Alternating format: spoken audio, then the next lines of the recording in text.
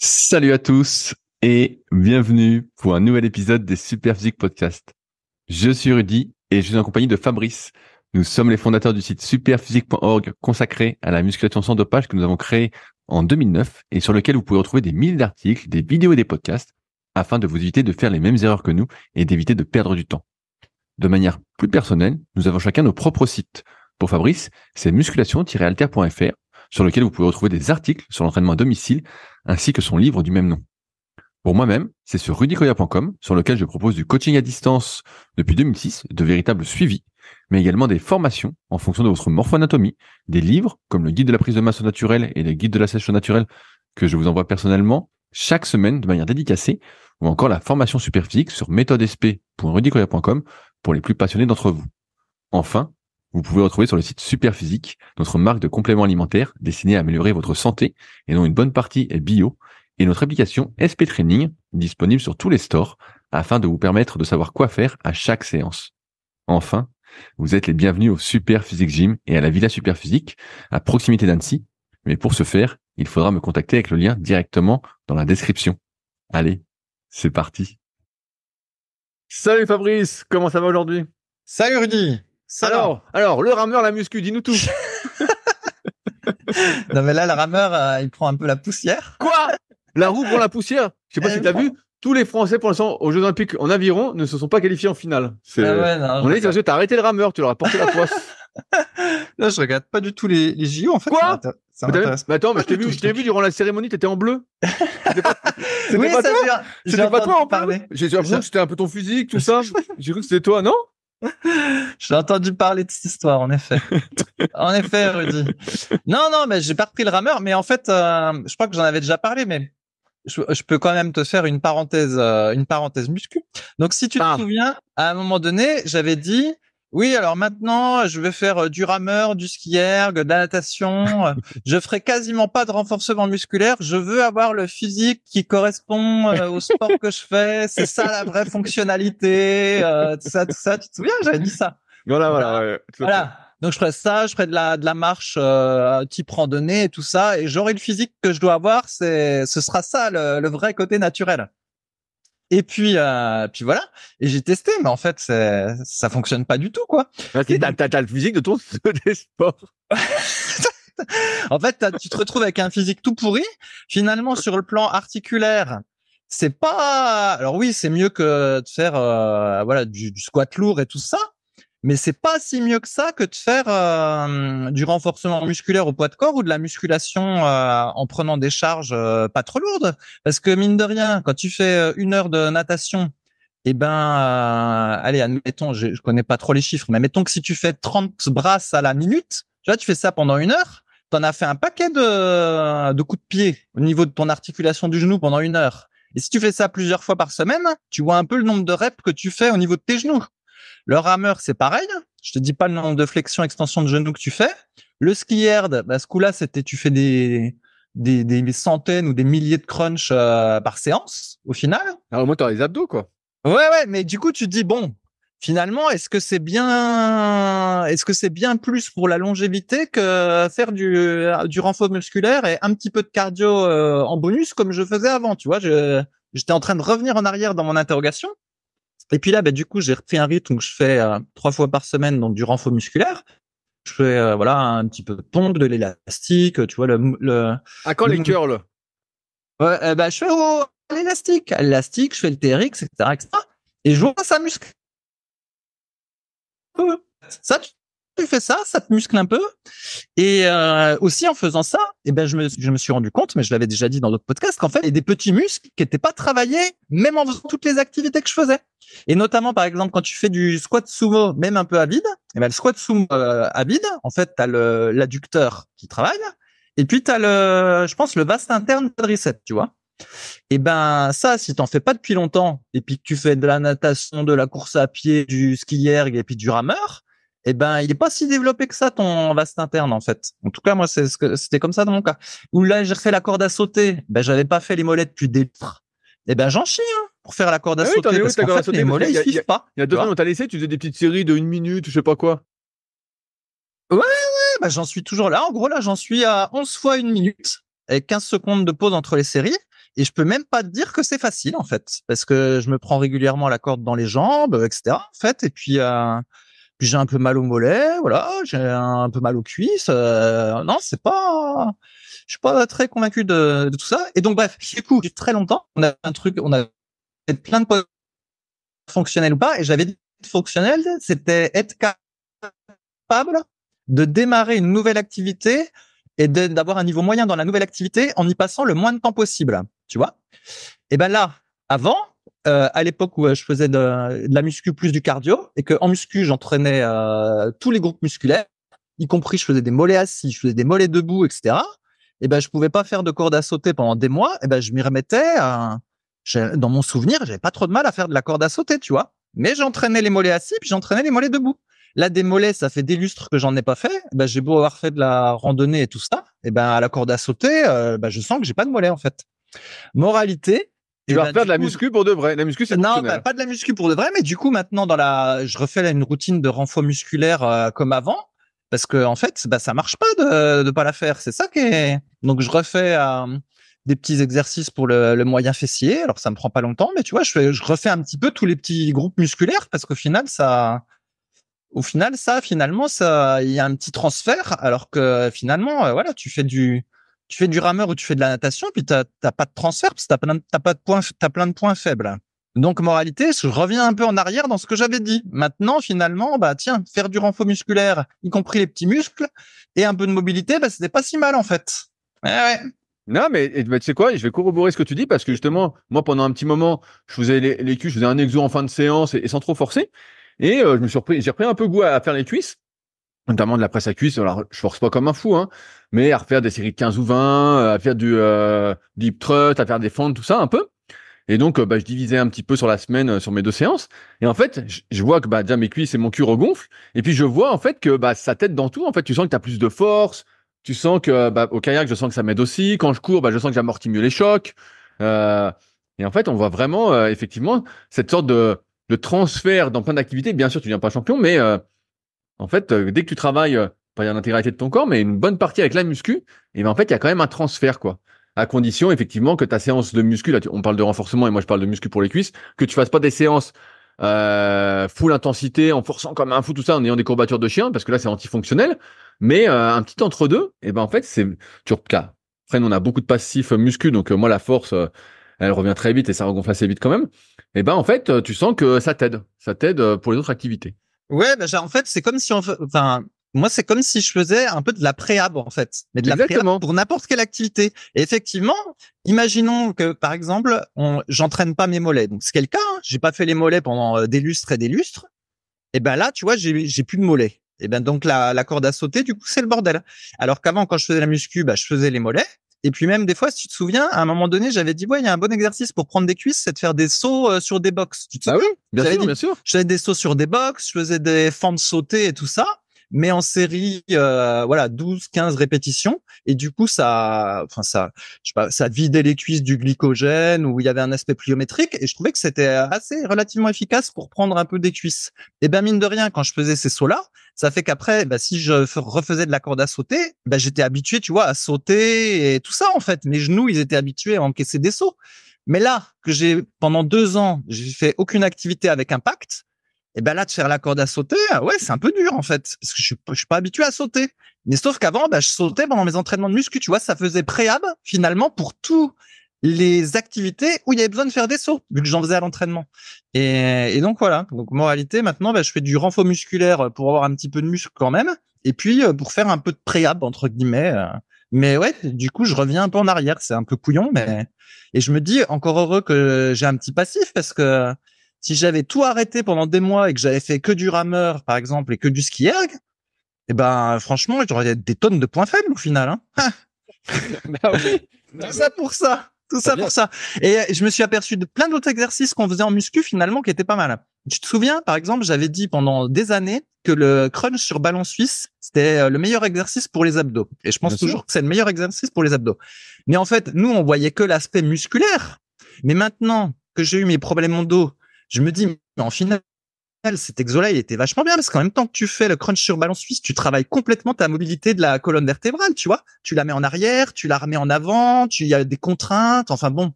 Et en fait, en faisant du crunch sur ballon suisse, finalement, t'entretiens un peu ta souplesse de la colonne vertébrale sans même faire de mobilité ou quoi que ce soit, tu vois. En plus, t'as le cou qui est dans le vide. Et donc, du coup, tu contractes de manière isométrique ton cou pendant que tu fais ta série. Et mine de rien, bah, ça te fait un petit entraînement pour le cou. Alors, ça paraît con, mais quand tu fais que le rameur et que le ski erg, en fait, ton cou, il travaille pas. En fait, puis du coup, t'as plus de cou après, tu perds ton cou. Et quand tu te remets à faire des crunchs, et ben, t'as mal au cou. Mais c'est pas des conneries, t'as mal au cou, en fait. Ouais, c'est ça. Et en fait, effectivement, il y avait plein de mouvements de muscu où, en tant que tel, c'était pas si mal. Je t'en donne un autre. Quand je faisais les mollets sur une jambe avec un haltère dans une main, et ben mine de rien, comme tu tiens l'haltère que dans une main, et ben t'as ton oblique opposé au bras qui travaille en contraction isométrique. Tu travailles un peu ton équilibre, etc. Tu vois, tu fais un peu ta poigne, tout. Et du coup, ouais, je pense que ça fait une espèce de préhab. Enfin, il y a plein de muscles qui travaillaient auxquels je pensais pas. Que je me disais, bah, ça va aller avec les autres sports. Puis en fait, non. Genre, avec les autres sports, c'est assez rare que le cou travaille. Alors qu'avec la muscu, chaque fois que tu fais des crunchs ou des pompes, et ben, ton cou, il travaille. Tu vois? Et, bah, il y a plein de petits trucs comme ça. Et donc, bah, moralité, je refais un peu ce que je faisais avant. Donc, mes mobilisations articulaires, mon renfort musculaire, et puis, un peu d'étirement, quoi. Mais pas au même niveau d'intensité, puis au même niveau d'amplitude qu'avant, mais je recommence à refaire ce que je faisais. Et puis voilà. Ouais, non, mais je suis assez d'accord avec toi. Moi, c'est pareil. Ouais. Je fais beaucoup de pullover, d'écarté, mais Léger, hein, sans trop forcer. Et tu sens que ça te fait un bien fou aux épaules, en fait. Hein. Tu sais, ça t'ouvre les épaules. Pour moi qui suis beaucoup derrière l'ordi ou qui fait du kayak, on a les épaules un peu en avant. Ça t'ouvre, tu respires mieux, tout ça. Et c'est vrai que si tu fais pas tout ça, bah tu sens que en fait c'est moins bien, quoi. Moi, je le sens. Pareil, je fais beaucoup d'exos où je force moins qu'avant, comme du curl incliné, des trucs comme ça. Où je force pas, bah pareil, tu sens que ça te fait du bien, ça t'étire les biceps, plein de trucs qui étirent en fait. Et c'est vrai que sans la muscu, bah t'as beaucoup de sports en fait qui te mettent plutôt en position de raccourcissement que d'étirement et qui donc finalement te prédisposent plus facilement à la blessure. Ouais, bah, je sais pas trop, mais en tout cas, ce qui est sûr, c'est que c'est ça, enfin, c'est pas complet du tout, quoi. Même quand tu fais les sports, qu'on te dit que c'est complet, en fait, c'est pas complet. Et c'est un bon exemple avec le squat à vide en version sumo. Eh ben, si tu fais de la natation, même la brasse, t'écartes pas vraiment les jambes. En fait, tes jambes, elles doivent pas dépasser la largeur d'épaule, là. Donc, si tu fais du rameur, t'as toujours tes genoux dans l'axe. Si tu cours, t'es dans l'axe. Et puis, bah, si tu fais du ski erg, de toute façon, tu travailles pas trop tes cuisses, mais en plus, t'es dans l'axe. Et au final, après, tu fais du squat sumo à vide. Et ben, tu dis, oh putain, c'est dur. J'ai mal aux adducteurs, j'ai mal au devant de la cuisse et tout ça. Et c'est vrai que ça fait un choc, tu vois. Et ça, c'est un truc qu'on a avec la musculation. Quand j'avais eu mes problèmes au dos puis que j'étais allé voir des kinés, ils m'expliquaient que la plupart des gens, en fait, ils n'avaient pas de point de référence. C'est-à-dire quelqu'un qui a sa vie de tous les jours, puis qu'après, par exemple, il se blesse au dos. Ensuite, il doit faire sa rééducation. Il n'a pas de point de comparaison parce qu'avant, il avait une vie de tous les jours et il sait pas vraiment ce qu'il est capable de faire avec son dos, tu vois. Donc, le kiné va lui donner des exos. Mais nous, comme on faisait, voilà, plein d'exercices de muscu, on a des points de référence, tu vois. Être capable de faire un crunch en partant du haut, être capable de faire un crunch inversé en partant du bas, faire un crunch sur ballon suisse, tu vois. Il y a des tonnes d'exos qu'après je voulais être capable de refaire et que je voyais bien que je pouvais plus refaire avec ma blessure au dos. Et donc là, bah, le squat sumo, bah, c'est un exo pour moi. Il faut que je sois capable de faire un squat sumo, tu vois, et à vide. Mais je me rends compte qu'en fait, si je le travaille pas spécifiquement, eh ben, je vais perdre. Je vais le perdre. Ah ouais, je vais le perdre parce qu'en fait, je refais un peu Tous les jours là, des fentes latérales là, qui s'appellent des Cossack squats. J'avais arrêté. Puis à un moment, je fais ça et je dis putain, mais ça me tire à fond. Alors qu'avant, je pouvais m'asseoir en bas sans souci. Et je dis putain, mais en fait, et là, j'en refais depuis quelques jours, bah ça revient assez vite, heureusement. Mais tu dis putain, ça te libère le bassin, ça te fait un bien fou quoi. Mais c'est ouais, vrai ouais, ouais. on perd en fait, encore une fois. Et c'est là qu'on voit qu'encore une fois, bah, la muscu, en variant un peu les exos, en ayant point bien pensé, bah ça fait un bien de dingue. Hein. Ouais, ouais, en fait, ouais, ouais. Et alors, je te donne un autre exemple. Donc, il y a souvent, tu vois que les gens ont le psoas iliaque raide et ils doivent faire des exercices exprès de mobilité pour étirer le psoas iliaque. Mais en fait, le psoas iliaque, quelqu'un qui fait régulièrement des fentes arrière ou même des fentes avant, enfin peu importe, quelqu'un qui fait des fentes en muscu ou même à vide avec un pas assez long, ben normalement, il n'a pas besoin d'étirer le psoas iliaque parce qu'il est déjà étiré, tu vois, par cet exercice-là. Ou si tu fais du soulevé de terre jambes tendues, voilà, avec une charge très légère, normalement, tu as déjà des ischios jambiers qui sont un peu étirés, tu vois, ou si tu fais voilà des extensions lombaires, tes ischios jambiers ils sont un peu étirés. Et donc du coup, il y a plein de mouvements finalement de muscu qui ont une composante de mobilité qu'on n'a pas forcément avec le sport, même qui sont censés être les plus complets. Et donc voilà, moralité, condamné à refaire un petit peu de muscu, si on peut dire. On veut appeler ça muscu préhab. Voilà, muscu préhab et Muscu du PP. ouais. Muscu préhab, tonicité. Mais le pire, c'est qu'en fait, c'est un peu le genre de muscu que faisaient les filles avant. Tu sais, elles allaient pas pousser des poids parce qu'elles voulaient pas prendre de muscles et être comme Schwarzy, mais elles faisaient beaucoup d'exercices au poids de corps, mais avec beaucoup de mobilité en cours co et tout ça. Si tu te souviens, il y a des trucs qui s'appelaient les smiles. Ça, c'est parce que T'es devenu féministe, alors forcément tu entraînes comme elle maintenant. Mais bref. Et donc, moralité, petit à petit, ça revient un peu à ce que je faisais avant. Donc, j'ai mon renfort musculaire un jour sur deux. Et puis, un jour sur deux, je fais du cardio. Donc là, c'est soit aller marcher beaucoup dans la forêt ou soit aller faire la natation. Et puis voilà. Puis quand il fera moche, à la place de la natation, je referai du rameur ou du ski erg. Mais en réalité, voilà, on peut pas se passer du renfort musculaire, je dis. Non, mais On peut pas. Ouais. je sais. C'est Parce que moi, foutu. il arrive des fois où on fait des stages de kayak avec des copains et il n'y a pas souvent de salle de muscu ou voilà, on fait tellement de kayak que bon, ça sert à rien de faire de la muscu, tu sens que t'es rincé. Et en fait, putain, mais tu sens quand tu reviens que t'es moins solide, en fait, tu sens que c'est moins bien, quoi. Donc, Ouais, c'est ça. y a pas débat, en fait. Ouais, et attends, tu sais que je commençais à avoir une petite douleur au coude à force d'aller nager. Parce qu'à un moment donné, donc au début, j'ai commencé tout doucement, là, 30 minutes. Après, j'ai monté 35, 40, etc. Je faisais un jour sur deux. Puis finalement, quand il faisait super soleil, plusieurs jours de suite, plusieurs jours de suite, j'ai nagé 1 heure et quart et tout. Et j'ai commencé à avoir une petite douleur au coude. Alors, c'était pas clair si c'était ça ou autre chose. Mais je me suis dit, oh putain, ça se trouve, si c'est pour rechoper des tendinites comme avec la muscu, là, autant refaire de la muscu, tu vois. Eh ouais, parce que la plupart des gens qui font de la natation en longue durée, en fait, ils font du crawl. Alors moi, je fais la brasse, faut que je sais faire que ça. La nage indienne, tu fais. Je crois. Ouais, mais du coup, la brasse, je sais pas trop si c'est très adapté, tu vois, à faire beaucoup de répétitions, en fait. Je sais pas. Si Comme toutes les nages, je pense, hein, dès que tu fais beaucoup de répétitions, de toute façon, tu vois bien les nageurs, à la fin, ils ont les épaules défoncées, hein. Ouais, ça c'est le crawl apparemment qui défonce les épaules, mais du coup ça se trouve la brasse elle va me défoncer les coudes et les genoux. Puis les hanches, ouais, puis les hanches, à force d'ouvrir les hanches à fond. Ouais, non, on n'ouvre pas les hanches à fond justement, on les ouvre à la largeur d'épaule, mais et puis comme en plus je suis même pas sûr de la faire correctement, tu vois, ça se trouve. Enfin bref. Du coup, je me suis dit, voilà, mieux vaut pas faire tous les jours, faire un jour sur deux de renfo, puis un jour sur deux de cardio, comme je faisais avant. Et au final, ça évite de trop sneaker. C'est pareil quand je faisais le rameur, des fois j'en faisais plusieurs jours de suite. Puis ça foutait la merde. Si tu te souviens, j'avais été. Mais t'avais un programme, t'avais tout fait, Fabrice. Ah oui. On y croyait, nous. J'avais eu des contractures en haut du corps, etc. Enfin bref. Mais ça, c'est pareil. Je me suis demandé rétrospectivement si je m'étais pas chopé des contractures en faisant du rameur, parce qu'en fait, j'étais déconditionné du haut du corps, tu vois. Ça se trouve, si j'avais fait T'étais devenu faible. j'étais devenu faible, je pense. Si j'avais fait du rowing à un bras avec haltère, de l'oiseau, etc. comme avant, ça se trouve, je serais allé sur le rameur, j'aurais eu zéro contracture et tout ça, quoi. Ça aurait fait servi de préhab. Alors que là, au final, j'y suis allé et puis j'ai des petites douleurs musculaires ridicules, quoi, comme un faible. Donc bon, moralité. Plus t'es faible, Plus t'as mal. Voilà ce qu'on peut. Ça, c'est vrai. Alors après, plus t'es fort, c'est pas moins t'as mal. Justement, C'est ça. Il y a un entre-deux. Voilà, c'est ça. Il y a un entre-deux qui existe. Et moi, en tout cas, sur les cuisses, là, c'est ce que je fais. Et même sur le haut, maintenant, je fais beaucoup comme ça, où j'hésite plus, vu que je suis dans une optique de progression, à varier les exercices, ou à me dire, tiens, aujourd'hui, on va faire du coucher haltère, tiens, de l'incliné haltère, ou voilà, je peux varier. Et tu forces un peu moins, quoi. T'es en sous-max un peu tout le temps, donc t'as pas les courbatures de chien, et puis t'es toujours bien, quoi. Alors après, voilà, on dit ça parce qu'on a le passif muscu aussi qui fait que on est plus dans l'entretien de ce qu'on a déjà eu et pas comme quelqu'un qui veut progresser. Parce que quand tu veux progresser, forcément, il faut que tu forces et t'as plein de petites sales douleurs qu'après tu dois combler par la mobilité, des étirements, des massages et autres. Ouais. Enfin bon, tout ça pour dire que plus ça va, plus ça revient à ce que c'était avant, mais en version féminine, on va dire.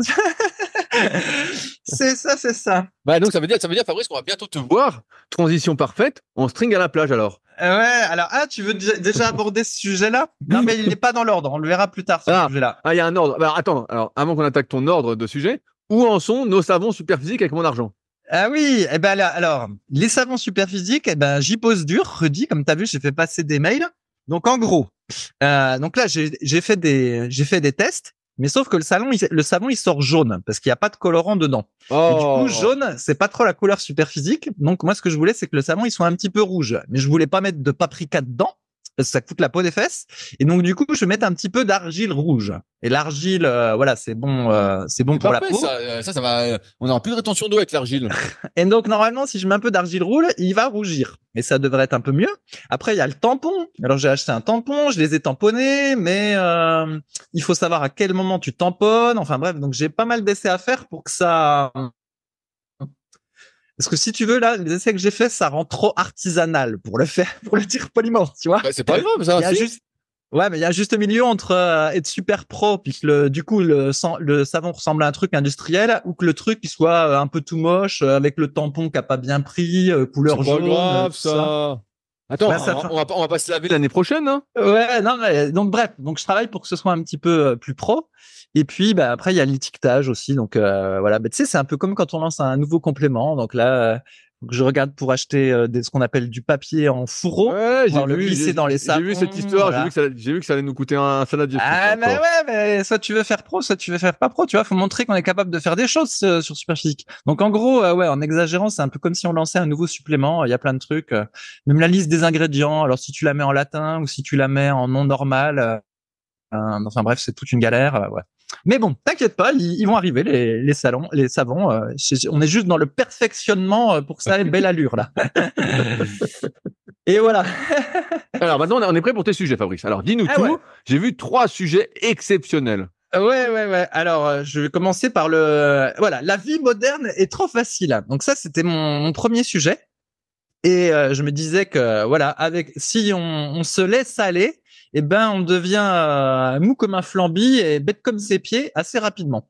Alors, au niveau physique, ça on en a déjà parlé des tas de fois, donc je vais pas trop y revenir dessus. Mais par exemple, voilà, maintenant donc il y a les voitures, les vélos électriques, la trottinette électrique, l'escalateur automatique. Mais Donc il y a le tout. nombre de personnes Qui en vélo électrique, c'est incroyable. Hein. Hier, Ouais, hier après-midi, j'étais sur Annecy. Et putain, mais il y avait plus de vélos électriques que de gens qui étaient Mais bien vraiment en vélo. sûr, bien sûr, mais Incroyable, hein. ça, je te l'ai déjà dit l'année dernière ou l'année d'avant, Rudy. Ça fait longtemps que cette tendance est là. Donc voilà, tout est fait pour nous faciliter la vie. Même moi, par exemple, je balaye avec un balai, ma terrasse. Mais les voisins, eux, ils ont un souffleur électrique thermique. D'ailleurs, ça casse les oreilles parce que ils s'évitent même de balayer. Tu vois, c'est le truc qui souffle. Donc ça fait encore un effort en moins. Alors il y a des fois ça vaut le coup, genre l'aspirateur, ça j'échange pas mon aspirateur contre autre chose, mais voilà il y a des fois en fait on s'est tellement facilité la vie qu'au final déjà on bouge plus, mais bon ça tout le monde est au courant sur ce podcast. Mais ce qui m'intéressait aussi c'était même au niveau intellectuel. Et j'ai posé une question, Rudy, combien de numéros de téléphone tu connais par cœur en dehors du tien? Bah, je dirais entre 3 et 4 peut-être. 3 à 4? Bah t'es une exception je pense. Alors Je connais celui de ma mère par cœur. Ah voilà, bah dis donc. C'est vrai, pas mal. Celui de ta mère, et donc, vas-y, dis-nous des secrets. Celui de ton amante numéro 1, amante numéro 2. Je connais celui de la femme de mon associé Fabrice. C'est ça. Enfin, bref. Et Bon, donc, moi, j'en connais 3-4. Là, j'en ai 3-4, je pourrais les écrire. ouais, mais je pense que c'est une exception. Et en fait, ben moi, j'en connais pas. Je connais que le mien. Alors, même pas le mien. Mais attends, s'il nous arrive un souci, il faut m'appeler. Bah ouais, mais parce que justement, t'es dans mes contacts. Et donc, t'es dans mes contacts smartphone. Et même avant que j'ai le smartphone, avant que je sois obligé d'en acheter un à cause de ces bâtards, eh bien, il y avait quand même il y avait quand même des contacts sur mon dumb phone. Et donc, du coup, j'avais pas de contact à mémoriser.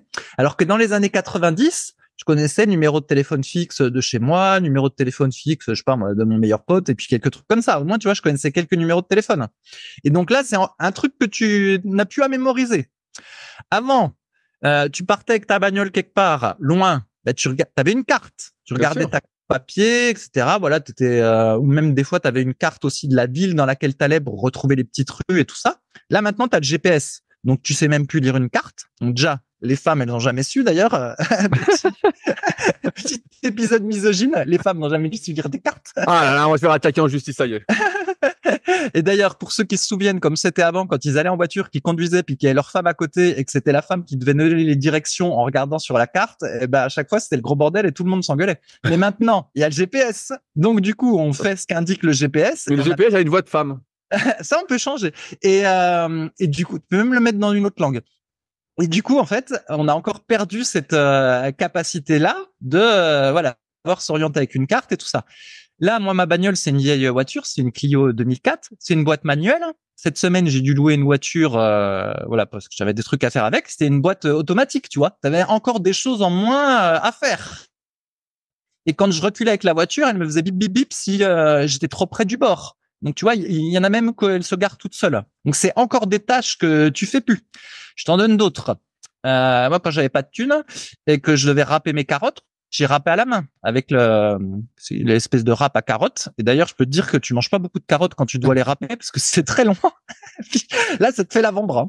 Et maintenant, en fait, j'ai une machine. En fait, je mets les carottes dedans et ça râpe tout seul. Ce qui me permet d'ailleurs d'en manger beaucoup parce que sinon, sinon tu dépenses plus de calories à râper les carottes que tu n'en manges avec les carottes, avec l'ancienne méthode. Bref. Et en fait, tout est tellement facilité, plus la calculette, Excel pour compter et tout, qu'au final, quand j'y réfléchis sur le plan intellectuel, eh ben, dans la vie de tous les jours, on n'a pas beaucoup de capacité cognitive, tu vois, à mettre en œuvre. Alors après, il y en a qui peuvent dire, ouais, j'ai un boulot de cadre, faut réfléchir et tout ça. Bon, faut pas me la raconter. Moi aussi, j'étais cadre. Franchement, on fait que des tâches répétitives. Ah oui, regardez ce que est devenu Fabrice à cause de ça. On fait que des tâches répétitives. Aller en réunion, le seul truc un peu difficile, c'est de faire la synthèse de la réunion et de poser sur papier, de faire le compte rendu. Il y a que ça qui demande un peu d'effort intellectuel. Et en général, c'est pas fait. Et faut reconnaître qu'on ne mobilise pas trop de cerveau quand on travaille, même quand on est cadre. Après, peut-être ceux qui sont profs, ils vont mobiliser un peu de cerveau. Ceux qui sont, je sais pas moi, qui travaillent chez Ariane, peut-être, mais la plupart du temps, on mobilise pas beaucoup de cerveau, quoi. Et donc, comme en dehors du boulot, on n'en mobilise pas, puis qu'avec le boulot, on en mobilise assez peu, je me disais, Rudy, si là, quand quelqu'un fait pas d'effort physique, avec ta fameuse phrase à 20 ans on a le corps dont on hérite, à 40 ans on a le corps dont on mérite, même si je pense que maintenant c'est plutôt à 15 ans on a le corps qu'on mérite et à 25 ans on a le corps qu'on mérite de nos jours. Et ben tu dis si le cerveau on pouvait je sais pas le pouvait le transposer en un corps humain, eh ben ça se trouve on verrait que mon cerveau, eh ben ça c'est un gras du bide avec le cul mou et tout ça, tu vois. Et qui ressemble pas du tout à Kevin Levron, mon cerveau. parce que je l'utilise plus assez, tu vois. Alors, il y en a qui pourraient dire qu'une manière de tester qu'on a un cerveau qui fonctionne encore, c'est de faire un test de QI, mais le test de QI, ça mesure quelque chose de bien particulier. Et en fait, je pense pas que ça mesure ce dont je parle, en fait. Non, mais si ça t'intéresse, j'en ai parlé dans mon leadercast, le dernier Sport Heavy. Le sport fait-il maigrir est vachement intéressant sur justement les changements d'activation du cerveau par rapport, entre guillemets, à notre taux de masse grasse. D'accord. Et donc dedans, bah, allez, je le fais rapidement, mais c'est un peu dur, hein, mais c'est malheureusement ce qu'on remarque souvent, hein, c'est qu'en gros, il y a plus t'es gros, plus ta flore intestinale, entre guillemets, est salopée, qui elle-même va influencer le fonctionnement de ton cerveau, qui lui va moins s'activer, va activer moins certaines aires, notamment responsables de la réflexion, et plus être dans l'émotionnel. Et donc en gros, moi je le résume en plus t'es gros, plus t'es con, et plus t'es con, plus t'es gros. En fait, c'est le serpent qui se mord la queue. Et plus tu l'es longtemps, plus c'est difficile. Et c'est pour ça qu'on voit des gens, et c'est triste, mais c'est comme ça que le corps humain fonctionne en fait. En fait, des gens qui sont gros depuis 40 ans, qui essayent de maigrir, bah, en fait, c'est hyper compliqué parce que tout joue contre eux. Ils n'ont pas les bonnes bactéries, ils prennent pas le super biotique de la boutique super physique. Donc, et puis ils mangent que ils ont mangé que des saloperies, donc forcément ils ont une flore intestinale pourrie qui influence le fonctionnement de leur cerveau, qui lui-même est influencé parce il y a trop de gras. Et donc en fait, ils montrent dans ce point de vue que le cerveau des personnes obèses, en fait, fonctionne vraiment différemment des personnes minces. Alors ils font des généralités tout ça, hein, mais c'est vrai que ça fait un peu froid dans le dos. Tu te dis putain, donc il y a une part forcément qui est innée. Les gens qui viennent d'une famille où les gens sont déjà en surpoids, ils ont été gavés durant l'enfance et leur adolescence, bah forcément ils partent avec des déficits de base, et donc c'est très difficile. Alors même si le cerveau, on parle de neuroplasticité, tout peut se refaire, tout ça, et pareil, l'intestin, entre guillemets, de ce qu'on sait, ça peut, en prenant les bonnes souches, en s'alimentant bien, de mieux en mieux, progressivement, on arrive à refaire quelque chose de bien. Il n'empêche que plus t'es gros, plus t'es con, plus t'es con, plus t'es gros, et en fait, c'est le serpent qui se mord la queue, et c'est pour ça que ça fait mal au cœur. Alors après, on peut cultiver, tu vois, je rebondis sur ce que tu disais, un peu son cerveau. Moi, ce que j'essaye de faire, c'est que j'essaye de lire un peu tous les jours. Déjà, j'ai l'impression que ça me force un peu à réfléchir. J'essaye de faire des podcasts, donc là on fait un podcast, donc on réfléchit un peu en amont à ce qu'on va dire, les sujets qu'on va aborder. Pareil, je sais qu'à un moment tu apprenais l'espagnol, je sais pas si tu continues, mais pareil, on peut se forcer entre guillemets à apprendre des choses. Mais c'est vrai qu'il faut plutôt être acteur aujourd'hui, aussi bien de son physique, mais que de son cerveau, parce que sinon en fait c'est sûr que c'est la décrépitude, hein. En fait on perd. et on devient, comme tu dis, des flambis et pas des petits, hein. Ouais, et ben oui, c'était le propos où je voulais en venir. Le truc le lien entre la malbouffe, la flore intestinale et les impacts que ça a sur le cerveau, on en avait déjà discuté, si tu te souviens, dans différents podcasts. J'avais déjà parlé un peu d'études qui allaient en ce sens. On avait même vu que ça pouvait rendre égoïste, je crois. Bah oui, bien Ouais, sûr, bien sûr. Enfin, en ça fait, tout est fait pour que tu sois une truffe, quoi. Ouais. Et donc je finis dans mes exemples. C'est vrai que j'avais oublié ça. Avant, on écrivait avec un papier et un crayon, voilà, des mots d'amour, des lettres et tout ça. Ensuite, on est passé à envoyer des mails de mots d'amour. Et puis maintenant, t'envoies des SMS de mots d'amour. Comme un cœur. Ouais, toi, tu sais, toi qui fais du Tinder et tout ça. Bah, je c'est suis tes moderne. conseils, Fabrice. C'est toi qui me coach. Ah non, moi, j'ai jamais fait de Tu trucs es comme mon ça. hitch, Fabrice. J'ai jamais fait de trucs comme ça. Et en fait, avant, quand tu écrivais des lettres papier, bah, tu faisais un peu attention à ta manière d'écrire, tu faisais attention à pas faire de fautes d'orthographe pour pas passer pour un abruti. Et en fait, petit à petit, on a dû laisser aller parce que les SMS, comme c'est chiant à taper en faisant un bon orthographe, on a admis que c'était pas grave de soigner l'orthographe. Et maintenant, en fait, on écrit n'importe comment. On écrit même plus avec sa main. Donc, on a encore perdu une capacité. Et ceux qui pensent qu'ils sont encore capables d'écrire, c'est pas avec un chèque par an peut-être ou 2-3 chèques par an que vous faites que vous êtes capable d'écrire avec un crayon. Et moi, j'en ai fait l'expérience quand des fois je fais des petits exercices là pour mon espagnol et maintenant mon italien. C'est qu'au début, j'avais des crampes aux doigts en fait d'écrire une demi-heure, 1 heure parce que j'étais plus habitué à écrire un crayon.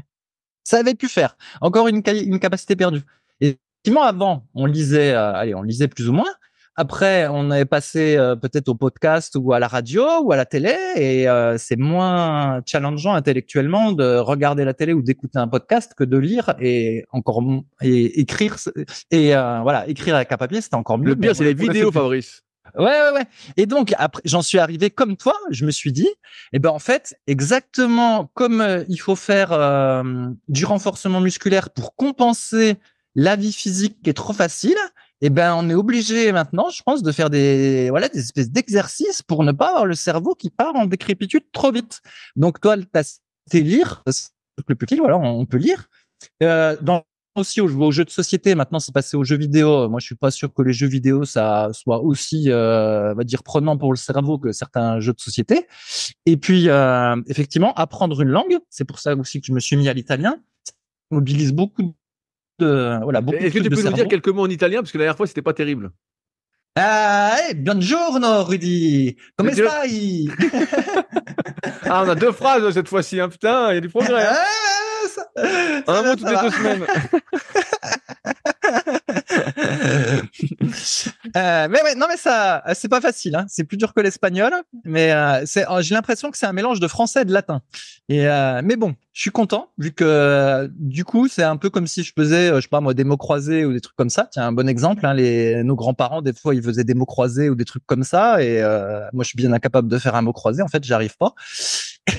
Il faisait du Scrabble aussi, le truc que tout le monde déteste, mais en fait il joue à ça, il joue au bridge et à la belote. Enfin tout ça c'est des trucs tu peux pas le faire si tu mobilises pas un peu de cerveau. C'est un légume quoi. Ouais, et en fait finalement dans la vie de tous les jours tu mobilisais un peu ton cerveau, en tout cas pour ceux qui faisaient ces activités là, alors que là aujourd'hui c'est pas, si tu regardes Game of Thrones, c'est pas la même chose que si tu fais une partie de bridge. Donc bref, comme tu dis Rudy, voilà, il faut lire, il faut faire des choses qui font le cerveau, et donc je me suis dit qu'apprendre l'italien ça allait bien en ce sens. Et puis du coup en bonus je pourrais aller en Italie et discuter avec les Italiennes. Voilà. Alors Fabrice, tu dis ça, mais tu as été voir, tu vas souvent au cinéma, j'ai l'impression, voir des navets.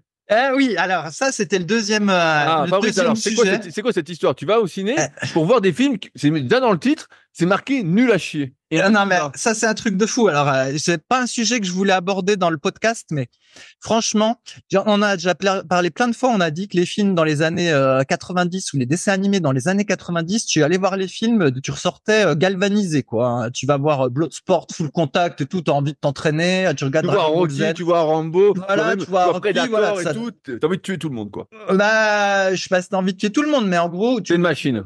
Ouais, voilà, où il y avait même des films qui sont pas orientés films d'action, comme Les Chariots de Feu. Tu l'as peut-être pas vu. En gros, ça se passe en Angleterre, c'est des jeunes qui courent. Bref, il y a quand même des films qui sont inspirants.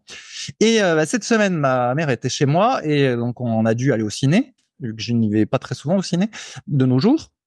Et on est allé voir un film qui était soi-disant bien noté sur Allociné, ça s'appelait Deadpool versus Wolverine. Donc, Ouais, un film de super-héros, Fabrice. Moi, je savais que c'était nul, tu m'aurais dit, je te l'aurais de dit. super-héros. Et en fait, ce machin-là, écoute, au bout d'une heure, j'ai dit à ma mère, c'est insupportable, on peut pas venir, on se casse. Elle me dit, ah oui, moi-même, je n'en peux plus. Et donc, on a quitté la salle. C'est la deuxième fois que ça m'arrive en 40 ans de quitter la salle en regardant un film.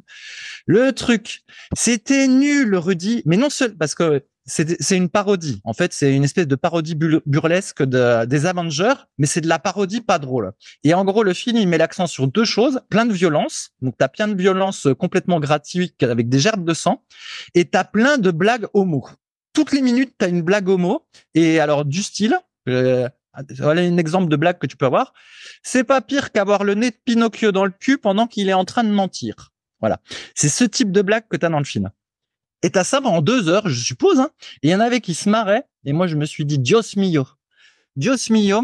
Moi, si j'avais un gosse, il aurait le droit de regarder que les Rocky, les Rambo, Bienvenue à Gattaca, allez, éventuellement Aliens, ou là. Les trois frères, comme elle est bronzée, pour l'humour. Bah, à la limite, pour l'humour, je dirais de regarder le Père Noël d'une ordure et le dîner de con, parce que t'as de l'humour, mais c'est de l'humour un peu fin, quoi. Enfin, fin. J'exagère, mais bon. Voilà, il y a un espèce de deuxième degré. Là, franchement, je me suis dit, mais comment l'Occident peut devenir aussi décadent, quoi, pour produire un film aussi nul et aussi vulgaire. Et je me suis dit, t'imagines, t'as un adolescent, tu vas le voir regarder ça après qu'il ait joué toute son enfance au Pokémon tout pourri. Qu'est-ce que tu veux qu'après il ait envie de s'entraîner, de travailler à l'école ou quoi que ce soit, ou même de sortir avec une fille, ça se trouve, avec toutes ces histoires. Enfin bref, une horreur, mon cher Rudy. Ben non, mais moi je le savais, franchement. Je vais te dire, quand sur Allociné ou n'importe quel site ils disent que le film est bien, souvent c'est que c'est pas bien. Si ça plaît à la majorité, c'est que c'est nul. Non, mais je suis pas d'accord. Moi, ce que j'ai remarqué, c'est que quand le film est mal noté sur Allociné, il y a de grandes chances qu'il soit nul, et quand il est bien noté sur Allociné, t'as encore une chance sur 2 qu'il soit nul. Et effectivement, donc c'est encore nul, quoi. C'est souvent nul. Mais là, je me suis dit, bon sang, il va falloir que je regarde 10 fois Bienvenue à Gattaca pour m'en remettre, quoi, de ce truc-là. Ah, bien sûr, bien sûr. Sinon, t'es dégoûté. Mais ces blagues homo, c'était insupportable, quoi. Il y en a une ou deux dans le film, mais ça n'arrêtait pas, quoi. À un moment, le Deadpool, il tombe sur Wolverine. Et en fait, il tombe malencontreusement dessus, mais en fait, il reste collé à lui. Et le Wolverine, il dit bon bah c'est bon maintenant, casse-toi quoi. Et l'autre il dit attends, j'ai pas fini. Et le Wolverine il lui dit t'as pas fini quoi. Et en fait, ce qu'on sous-entend, c'est ça la blague, c'est que l'autre il est un peu en train de faire du frotti-frotta sur Wolverine. Tu te dis mais merde. T'as pas envie d'entendre ça quand Wolverine, quoi. Putain, il aurait dû le tuer, quoi. Mais il peut même pas, parce que ce Deadpool est immortel, en plus. Parce qu'ils sont tous immortels dans ce machin-là. Non, mais, la folie. La folie. Paris, c'est comme quand t'achètes un livre, faut que tu le finisses. Faut que tu finisses ce film pour nous raconter. Mais le pire, ça, c'est tout à fait une logique que j'ai. J'aime pas commencer un livre et pas le finir. Et normalement, j'aime pas commencer un film et pas le finir. Et quand tu as cette logique-là, ça t'oblige un peu à pas te lancer dans n'importe quoi. Parce que il y a tellement de choix que du coup ça t'oblige à trier un peu et pour pas avoir un truc de merde. Et là vraiment ça m'ennuyait de partir parce que j'aime pas partir avant, mais là c'était insupportable. C'est insupportable, pas tenu. Et après je me posais des grosses questions sur l'humanité. Je me dis mais c'est pas possible. Comment on a pu du budget à un film comme ça? Qui peut aller voir un film comme ça? Mais c'est une horreur. Ah non, mais je peux te dire que des films comme ça, il y en a une tonne. Et parce que des fois, ça peut m'arriver, pareil, de cliquer sur un truc, dire tiens, allez, je vais regarder un peu, et je tiens pas. En fait, je vois une demi-heure, et je dis non, mais c'est affreux. Je dis j'avance. Tu sais, tu cherches un truc et tu dis putain, mais il y a rien. Et puis là, tu connais déjà la fin avant l'heure. En fait, tu dis putain, mais en fait, il va trouver une gonzesse, ça va être magnifique, voilà. C'est n'importe quoi. Il va sauver le monde. Je le mec est immortel, de toute façon. Non, mais c'est ça les films aujourd'hui. Pour ça que là, quand tu m'as dit ciné, j'ai vu ton truc, je dis mais attends, à 15 balles la place, moi j'y vais pas. Hein, non, mais c'est pas 15 balles la place, mais c'est pas le prix. Le problème, c'est qu'en fait, ça a changé. Ouais. En fait, ce que je pense, c'est qu'il y a eu un âge d'or du culturisme, c'était les années 90. Il y a eu un âge d'or du cinéma et c'était plutôt les années 80-90. Et en fait, là, le culturisme, c'est devenu de la merde et le cinéma, c'est devenu de la merde. En fait, voilà, on n'est plus dans l'ère du cinéma. Donc c'est comme ça. Comme il y a eu un âge d'or de la boxe, c'était, je sais pas, peut-être les années 80, je m'y connais moins en boxe. Ouais, avec Tyson, Holyfield, Ouais, tout voilà. ça. Après l'âge d'or du basket, c'était peut-être quand les Michael Jordan ou après les Shaquille O'Neal et tout ça. Mais bon, ça, je suis pas. Donc, il y a peut-être une nouvelle ère du basket entre temps. Mais voilà, je pense qu'il y a des ères pour chaque période. Et en fait, la période du cinéma, voilà, c'est fini maintenant. Le cinéma, c'est de la daube. Donc, bref. Qu'est-ce qu'on regarde alors? Eh ben, tu regardes les vieux films des années 90 ou même avant, parce qu'il y en avait aussi qui étaient bien avant. Genre, voilà, tu regardes Le Bon, la Brute et le Truand avec Clint Eastwood. Là, voilà, t'as pas de blague homo, t'as pas de violence à tout va. Il y a un peu de violence, mais elle est pas aussi ensanglantée que dans les films modernes. Bref, anyway. Alors, nouveau sujet, Rudy. Ah, bah alors je suis prêt, Fabrice, dis-moi tout. Qu'est-ce qui se passe par chez Alors toi? voilà. Alors, c'est un peu dans la suite de ce qu'on a vu. Et je l'ai appelé ça l'ère du cul. C'est un podcast spécial parce qu'on est en vacances. J'ai appelé ça l'ère du cul. Et c'est pareil, je vais encore faire un parallèle avec les années 90 et tu vas comprendre. En fait, pour ceux qui se souviennent des années 90, c'est la période plutôt gros sein où il commençait à y avoir des filles qui se faisaient des implants. C'était assez à la mode de se faire les implants. Ça a duré même jusque, je pense, dans les années 2000. Et si tu te souviens d'ailleurs, on avait une fille sur le forum qui s'était fait mettre des implants. Tu te souviens de son prénom? Ça commençait par un K. Pas du tout, je me souviens plus du tout. Karen. Ah oui, Ouais, ok. elle s'était fait mettre des implants énormes parce qu'effectivement, c'était un peu la mode des implants. Et dans les films, il y avait plein de films où il y avait des gros plans sur les seins et les filles avaient des seins énormes, quoi. Donc, Basic Instinct, si tu te souviens, donc il y a deux meufs dans le film, il y en a une qui a des seins énormes et puis t'as des plans dessus. Tu regardes, il y a un film avec Van Damme, c'est Double Impact où il se tape une nana, pareil, t'as des gros plans sur les seins. T'as Piège en haute mer avec Steven Seagal, à un moment donné, il y a une fille qui sort d'un gâteau, c'est pareil, elle a des seins énormes. Bref, c'est la période où il y a des gros seins et où on les montre en fait. Donc c'est cette période-là. Ah, c'est une bonne période ça alors, Fabrice. Je sais pas si c'est une bonne période, mais en tout cas, il y a eu cette période-là. Et après, on va revenir maintenant de nos jours. Et en fait, il y a eu aussi la période seins nus. Ça a été peut-être pendant cette époque-là ou un peu après. Ah merde, je l'ai loupé celle-là. Régulièrement, t'avais des filles seins nus à la plage. Voilà, tout ça, c'était la période seins nus. Même il y avait des publicités où tu voyais les filles seins nus. Enfin bref, voilà, c'était la période seins nus. Et en fait, là, on est passé, c'est pour ça que j'ai appelé dans l'ère du cul. Maintenant, c'est la période du cul. Et donc, je t'explique. C'est la période du cul. Et donc, petit à petit, les maillots de bain des filles, ils se sont complètement échancrés. Et là, tu peux aller à la plage, mais c'était déjà le cas un peu l'année dernière. Hein, c'est pas nouveau. Tu vois le cul de quasiment toutes les filles, même les femmes. Enfin, t'as même des femmes de 50 ans qui mettent des maillots. On a l'impression qu'il y a plus que ces maillots de bain d'ailleurs là disponibles parce qu'elles ont quasiment toutes que ça. Et en gros, c'est pas un string, mais c'est un maillot de bain qui est très très très échancré et où la fille monte son cul. En gros, elle monte son cul. Oh, mais est-ce que ça fait mal aux yeux ou tu mettais une lettre habillant? Bah après, ça dépend des fois, mais tu connais tu sais comme sont les gens, donc la plupart du temps, tu regardes au loin la mer. Hein. Et donc, et par contre, elles se sont rhabillées au niveau des seins. C'est-à-dire qu'il y a quasiment plus de seins nus. Ça arrive encore, hein, mais en général, ça va être des Hollandaises ou des Allemandes, mais elles ont plutôt le soutien-gorge pour le haut. Par contre, voilà, au niveau des fesses, on te montre presque le plus possible. Et il y a plus du tout de pudeur de ce côté-là.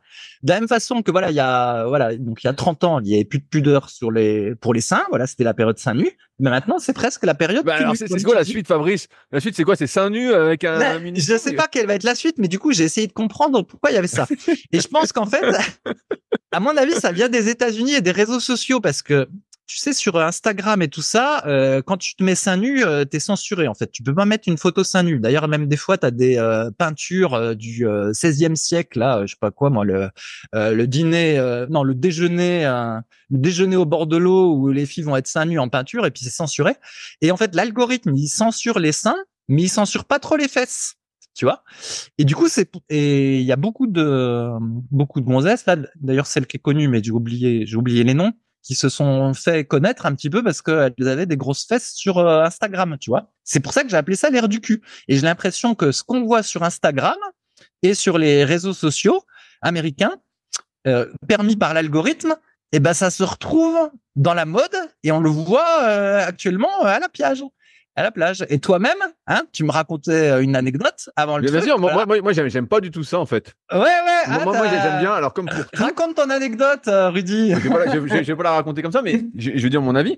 En fait, moi, j'aime pas du tout cette facilité, entre guillemets. J'ai l'impression que tout est devenu facile. Avant, je prends mon exemple, déshabiller une fille ou qu'elle se déshabille, tu avais fait des efforts, c'était une sorte de privilège, en fait.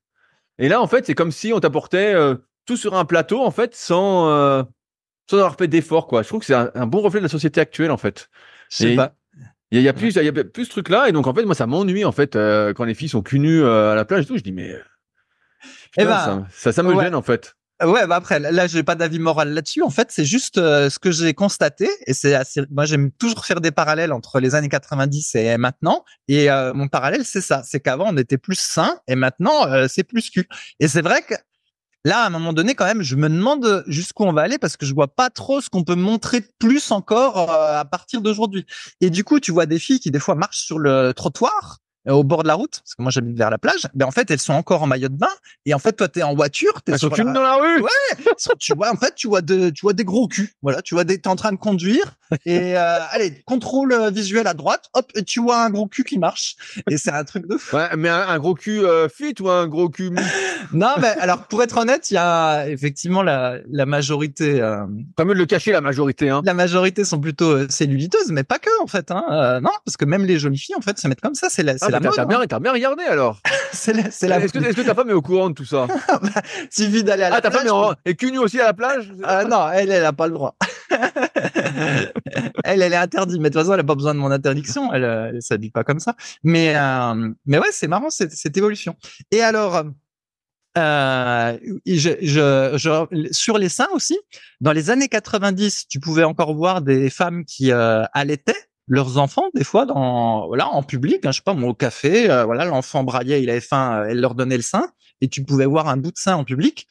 Là, bon après j'habite plus trop en ville, mais j'ai l'impression que c'est très très peu fréquent en fait.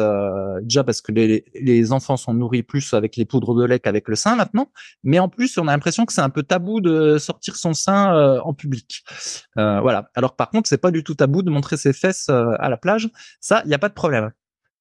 Et donc voilà. Et j'ai aussi appris ça à l'ère du cul. C'était à double sens. Parce que je vois que Rudy, avec toutes ces anecdotes Tinder, et également avec tous les podcasts que j'ai entendus, eh ben, on n'est plus comme dans les années 90 où nous, si tu te souviens, bah, toi, c'était pas tout à fait ton époque, mais l'époque des années 90, en fait, c'est l'époque du sida et du HIV.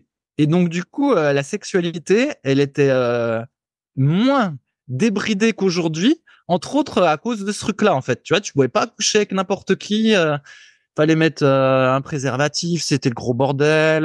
Il y avait des tas de campagnes de pub.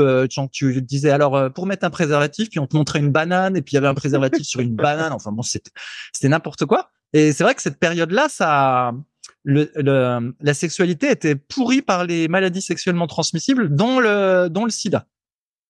Et puis il y avait pas toutes les applis.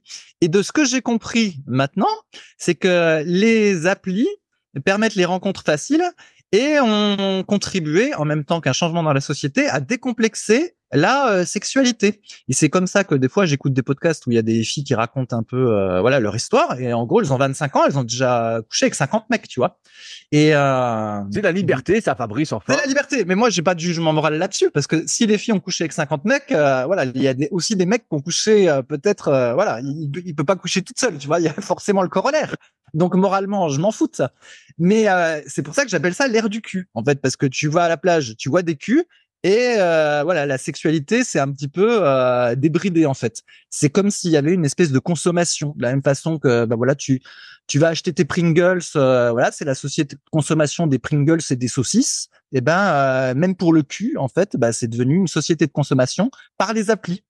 Et moi, je fais que constater les changements, tu vois, en espèce de sociologue amateur que je suis. Moi, j'aime bien faire la morale, de toute façon. Donc, Ouais, mais toi, t'es assez moraliste. Toi. On est pour moi, prochaine sélection, n'oubliez pas. Ouais, mais après, faut s'en méfier aussi des moralistes, parce qu'après, ils peuvent vite virer dictateur. Pas du tout. Tout pour moi, rien pour vous, c'est ça mon slogan. Enfin, donc voilà. Mais effectivement, comme tu dis, qu'est-ce qui nous attend les fois prochaines? Alors, est-ce qu'on va avoir l'air du seins nu plus petit maillot de Ah bain? non, bah alors là, c'est trop. Non, ça va plus. Ou alors, est-ce qu'on va peut-être avoir le chemin inverse, puis aller dans l'autre sens, où on va voir les gens se rhabiller? Je sais pas trop. Je sais pas, moi personnellement, ça me coupe toute envie, quoi. Hein. Franchement, je suis dégoûté. Je dis, bon, je vais même pas, ça sert à rien de discuter. Je dis, il y a même plus besoin de séduire, tu sais, d'avoir un petit jeu, tout ça. En fait, allez, tiens, c'est comme si on te donnait, allez, 42 biceps, tiens, c'est cadeau. Ça sert à rien. Ouais, ça dépend. Ou alors, on pourrait voir un autre truc, Rudy, on pourrait voir que tu perds un peu l'espèce de propriété ou l'usufruit de ta gonzesse. Avant, il y avait que toi qui pouvais la voir nue ou à moitié nue, et maintenant, en fait, elle partage cette nudité avec tout le monde, et tu en perds, t'en perds la propriété, et t'es un peu dégoûté parce que t'as perdu le contrôle de la nudité de ta gonzesse. J'aime pas tout avoir sur un plateau, en fait, et ça me plaît pas, quoi. Ok. Alors après, pour en revenir à la muscu, ça c'est encore une tendance dont j'avais parlé au fil des années. J'avais dit que les filles étaient de plus en plus sportives. Et alors là, ça se confirme. Là, la tendance, elle est toujours là. Je vois des tonnes de filles courir. Maintenant, je vois même des filles faire du cyclisme. Au surf, ça, j'avais déjà constaté qu'il y avait de plus en plus de surfeuses dans les cours de surf. Et je constate aussi. Et là, franchement, je vois même plus de filles sportives que de mecs dehors. Et franchement, je dis à ma femme, pour être sûr que c'est pas un biais, je dis mais attends, on est à la 5e fille qui court, on n'a toujours pas vu un bonhomme. Elle me dit bah ouais, qu'est-ce que tu veux, on sait pas où ils sont les bonhommes. Je dis bah peut-être qu'ils sont à la salle de muscu, mais en tout cas là je les vois pas quoi. Et ça c'est une tendance qui s'est accentuée avec le Covid, c'est que les filles elles sont hyper sportives dehors. Enfin je dis les filles, évidemment c'est pas toutes les filles, mais en tout cas on en voit plein.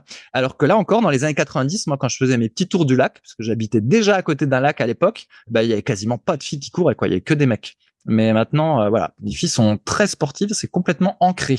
Ouais, bah surtout dans des lieux comme changement. ça, vers chez toi, ça donne envie de faire du sport. Là, à Annecy, pareil. Bien sûr. Quand je me promène, pareil, t'es au bord du lac. Tout à fait. Mais tout le monde fait du vélo, court, fait des randos, fait des trucs, ça n'arrête pas.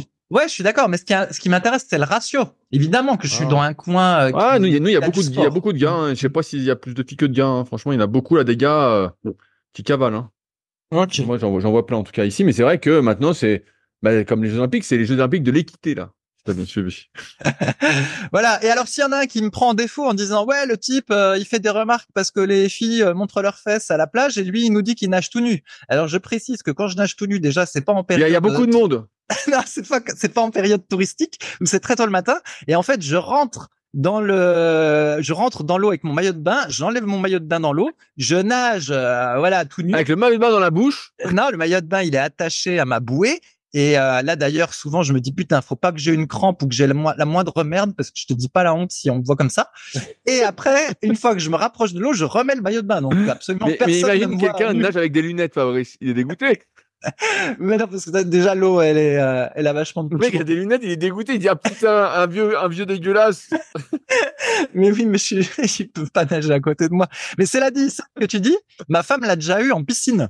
Je te raconte l'anecdote, mais j'ai déjà dû la raconter. Mais bon, allez, je te la fais vite fait en une minute. En gros, elle était dans une espèce de club de sport, un peu bourgeois. Allez, on va dire ça, c'est un peu exagéré. Et en gros, il y avait une piscine de 20 mètres là-dedans qui était réservée au club de sport. C'était pas une piscine publique. Et donc, elle est là-bas. Et un coup, elle va nager. Et elle va nager, justement, il y avait une fille qui était avec un espèce de string ou un maillot de bain très, très échancré, qui nageait la brasse. Et comme la piscine, elle était petite, parce que c'était pas une piscine municipale, il y avait, je sais pas, elle devait peut-être faire, 4 par 20 ou un truc comme ça, quoi, pas très grande. Et du coup, elle nageait à la queue leu-leu.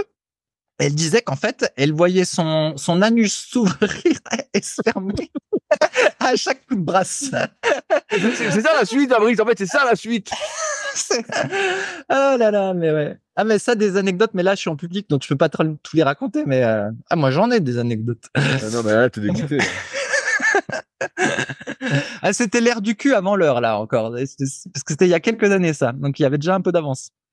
Enfin, bref, Rudy. De toute façon, vu le temps est passé, on va s'arrêter là aujourd'hui. On aurait pu reboucler sur Sarah, là, de Planète Muscle aussi, qui avait fait des photos avant l'heure. Ah oui, avant l'heure. Ouais, bien sûr, la fille qui faisait de l'athlète, tout ça, et qui avait tourné un peu dans le porno, finalement, qui avait dévié, que ça rapportait un max, quoi. Ouais, je sais pas s'il avait dévié. Bah alors, je la raconte l'anecdote pour ceux qui connaissent pas. Donc, il y avait une fille qui s'appelait Sarah, qui était d'ailleurs très jolie.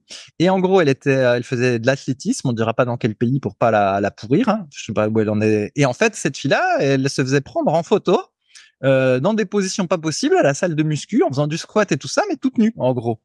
Et elle partageait ses photos dans une rubrique privée sur un vieux forum qui s'appelait Planète Muscle, où la rubrique était très populaire.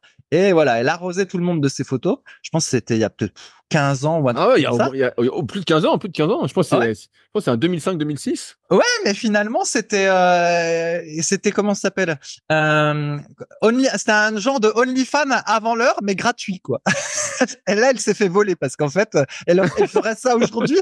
Ah non, mais elle ferait ça aujourd'hui, elle gagnerait plein de pognon, la fille. Mais ouais, elle était pas à la bonne époque. Mais bon, c'est pas ce qu'elle est devenue. Bref. Bah, Mais allez, donc, si vous savez pas ce que ça fait de faire du squat tout nu, bah nous on a vu avec cette fille-là. allez, sur ce, on va vous laisser là-dessus. N'oubliez pas de laisser des pouces, des commentaires, des ondes positives, de vous abonner pour ne pas louper les prochains épisodes. Des questions qui ont à voir avec la muscu. N'hésitez pas à utiliser les forums Superphysique. La semaine prochaine, ce sera avec June, donc on parlera exclusivement de muscu.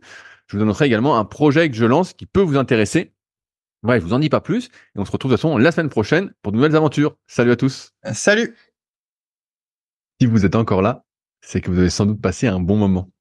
Si vous avez des questions sur les sujets que nous avons abordés aujourd'hui ou que vous souhaitez nous en poser, ne vous priez pas, c'est avec plaisir dans la partie commentaires sur SoundCloud ou sur YouTube. Si vous avez des questions qui n'ont rien à voir avec les sujets abordés, par contre, cela se passe sur les forums Superphysique, qui sont les derniers forums de musculation du web et qui est également les premiers sur www.superphysique.org. Enfin, merci d'avance pour votre soutien, notamment à ceux qui laisseront des commentaires sur les applications de podcast, que ce soit Spotify ou Apple, avec évidemment la note de 5 étoiles sur 5. Je compte également sur vos partages sur les réseaux sociaux que je repartagerai avec plaisir. Sur ce, bon entraînement et à la semaine prochaine.